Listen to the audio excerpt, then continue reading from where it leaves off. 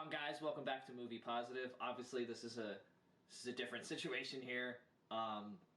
Let's just address the elephant in the room right away. I think. I think you get, yeah. Pat got COVID. Happened a couple days ago. So obviously, yeah, he's in quarantine right now. Obviously, we couldn't watch this together.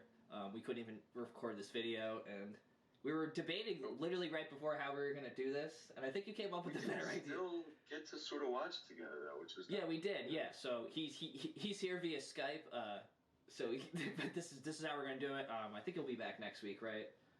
Yeah.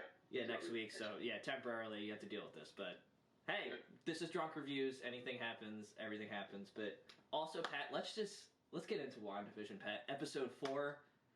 Now normally we go randomly, we go in and out, but I'm just going to start from the beginning. They started with the snap. Oh my god, dude, so much happened. Yeah, so much happened, but I feel like that was the big thing. You're right, because I want to talk about the end early, but dude, they started with the snap. Such a brilliant scene. It was so good. The way it was directed, the chaos of it, how people were just like appearing right in front of it. I liked really how she didn't know that she was gone. She was like, I might have fallen asleep for 20 minutes. Like she didn't quite. She wasn't sure. And it started with the snap in reverse. We sort of saw it briefly in some clips in Far From Home, but Monica, they really showed the snap in reverse. Oh, that shot, that is a fucking high-res shot. Yeah, that was a great shot. That's when I started to notice it, because at the time you don't know what they're doing, and then when it started to go in, and I was just like, in my mind, I was like, are they doing the snap? Like, are they going to do... I don't know much about her powers and stuff or anything like that, so I thought maybe it was like, oh, it's a glimpse into her origin story. But then as soon as the panic set in, which I thought was really cool, was the panic. And it's cool to do it to the hospital because, a hospital is already a chaotic place, and then you essentially double the population of the hospital. People are appearing in the hallway. People keep coming out of nowhere. Yeah. But it was also, it gave you a perspective, because we've never really seen the perspective of someone who wakes up after being snapped. The only time we ever saw it was the beginning of Far From Home. Yeah, and like the marching band that appears on the... Yeah, and at that point it was like, it was funny and it fit for the movie, but this one like really got like the darkness. That was also a split second, and because of the format that it was shot in, it was done in like that 480 or 720p, where it's like somebody recording a basketball game. Yeah. This version that we got to see here was like the high-res file, and they did it slowly. Right, and it was like, and it was like dark and epic. Gorgeous. The ILM, just everything they do, is just so they good. kill it this episode. So, okay, so we got that out of the way, and then the intro hit. And then, look, I thought this type of episode was going to happen. Like, the episode where, like, stuff gets explained. But I didn't think it was going to happen this early. Like, this type of... Yeah. Because the whole...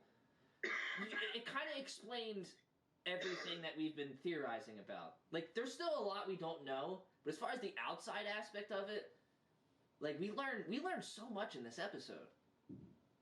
I was just having this conversation with my cousin the other day about... Like, I was saying, there's a lot of WandaVision left, but I feel like very soon we're going to get into, like, the real MCU stuff. And I've been really, obviously this is a show that begs questions, just constantly. It's the Mystery Box show, like we've said before. But what I really liked about this episode was that it took the outside perspective in, like, a really succinct route. It took the outside perspective. It's like, we're going to show you all the actions that affected the inside world. We're going to show you what was going on. Right. And what I thought was really cool about this episode, and we'll eventually get there, but I think it's worth noting now as we're talking about like this whole bringing it the new perspective thing. It's like, it takes a lot of balls to end 2 episodes in a row at the exact same place, but it's a perspective shift. Yeah. So what you're doing is you're showing what's going on the outside, and it catches you up to the point where we are on the inside. Right. Yeah. And they're as clueless as we are, which I find really interesting. Yeah, and it was always like when they're watching it, it was kind of like how we were for the first 3 episodes. We were all like, where are we right now? What is going on? Like, we were enjoying, but we also had that moment like... Sword, sentient weapons... what does sword stand for? Yeah, it's kind of like S.H.I.E.L.D. It looks like a space... shield or like a more the concept of sentient weapons. Yeah, and it was founded by It's like an AI thing. Like they're probably looking for like Ultrons and Visions and like or maybe even other like alternate realities and stuff like that. And they said it was founded by Maria Rambeau, who we found out died, Monica Rambeau's mom. You know, when they were walking through that warehouse, I was getting Winter Soldier vibes. Remember when? Oh yeah, when they're first. Yeah, I thought the same thing. And I know exactly what you're talking about. And she's been gone for 5 years, and she's like, I thought our objective was to, defend against sentient weapons, not build them. And that was the same thing that Cap was saying about Hydra at the beginning of Winter Soldier. And it's the same thing. They're walking through a warehouse building weapons. Yeah. And it just even the field reminded me of S.H.I.E.L.D. headquarters, like the way it was even shot. Like I could tell if they were clearly paying homage to it, and dude, it was so great. And then I think that they've been working in tandem for years. I bet it's like an offshoot. Yeah. Speaking of Marvel, like canon and sticking to it in a funny way is, I'm not a fan of Kat Dennings' character, and I really did it. And I felt like in a weird way they stuck to the canon of how much I don't like her. Because she was equally as annoying in this episode as she was in the other movies. So that's the way I'm going to look at it. I like it because Marvel kept it in canon of how much I hate her. It's funny. I know we're moving positive, but I'm sorry. I was thinking about that earlier, the whole moving positive thing. So I was like, how do I put this? And here's how my brain came to it, which is since like Endgame, especially like Thor: The Dark World and everything about the MCU has just been raised up by where it went, Yeah. So as I'm watching her, and I don't hate AntMan by any means. I don't hate any Marvel movies by any means. But as far as like the best Marvel movies, AntMan and Thor the Dark World and AntMan and the Wasp are not the movies, And they combined them too. I'm sitting here watching Randall Park and Kat Dennings side by side, and I'm loving it. Yeah, you're loving it. I'm really, really enjoying it. And it's also like a rewarding. It was like it's the same way when I watched Endgame and they went back to Thor: The Dark World. It's like a rewarding thing for having, because there's so many times we've watched other Marvel movies and we're like, I hate this, but I feel like this might tie in. Like I'm always just gonna watch it anyway. I feel like there was such like a turning point with Ragnarok where it was like we're gonna take all these old things and we're gonna, we know what they are, like a self-awareness of them, like the play in Thor Ragnarok that they do of Thor: The Dark World, and it's like, look, it's part of our history the way we can't write it out, so let's improve upon it and let's make it worth rewatching, and let's and Feige's so good at that, and it fits in their characters because Darcy studied like extraterrestrial like type of things, and now she became a doctor, and Randall Park's character actually worked for the FBI and he was with the Sokovia Accords, so it made sense for the story as well. And honestly, I'm fine with it. Like I have those are I mean, I did like Randall Park, but I was never a fan of her character, and I still am not. But of course not. But it weirdly worked for the story. It worked. Fits in this show. Yeah, she does fit in this show. Yeah, and how she was like self-aware of what was going on, like it did fit her character, and I did like that part. It fits her character because she's like haphazardly involved in all this like big historical shit, where it's like all right. Like she's already dealt with Thor and everything, so it's like she's being brought in. They're like, we're not supposed to talk. She's like, shut up. What she's like, I know God. It's like, I don't care. It's good. It fits her character. It fit. All right, so we have 8 minutes left. So let's try to get towards the end. So skipping through, we started to see like how the two worlds would collide, but we literally got to a point where we got to like the end of the last episode where Monica brings up Ultron. And then there was a part after that where we didn't see how Monica got out, and then we saw with Wanda what she actually did. Yes. Like how she forced her out. But I just gotta get to this part. The part with Vision, where he looked like Vision from Infinity War after he died. That's her slipping. Yeah, so is Vision not, that's not Vision, right? That's the question I'm trying to ask, that's not Vision.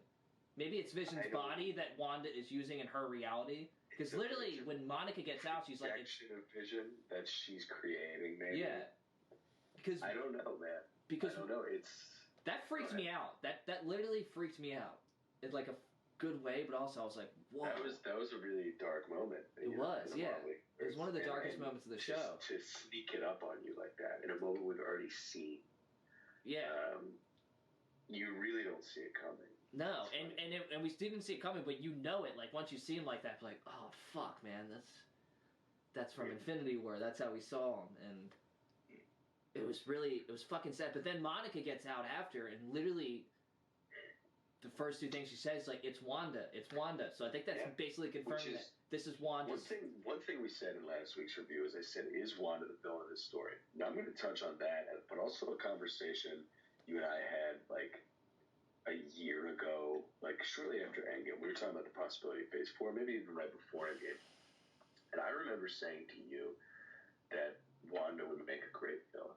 I remember us having that conversation about the possibility of Wanda becoming a villain in Phase 4. I remember us having that conversation, and it was just one of those throwaway conversations you have. Like, I remember mentioning, like, I'm sure both of us before Endgame mentioned the possibility of, time travel to all the old movies, whatever.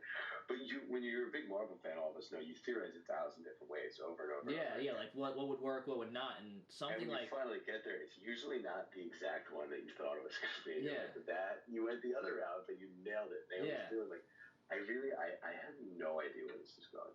Like, quick theory here. Like, I do have a hope that Wanda becomes a villain to a certain extent. Honestly, I think that's where they're going. It's not even like a hope. I mean, obviously, yeah, I hope it. We've been talking about that for a while, but is it going to happen? Yes, because here's my theory, Pat. Kevin Feige has told us this show, as great as it is, it's going to tie into Doctor Strange, Multiverse of Madness. It's confirmed by Kevin Feige. So what if?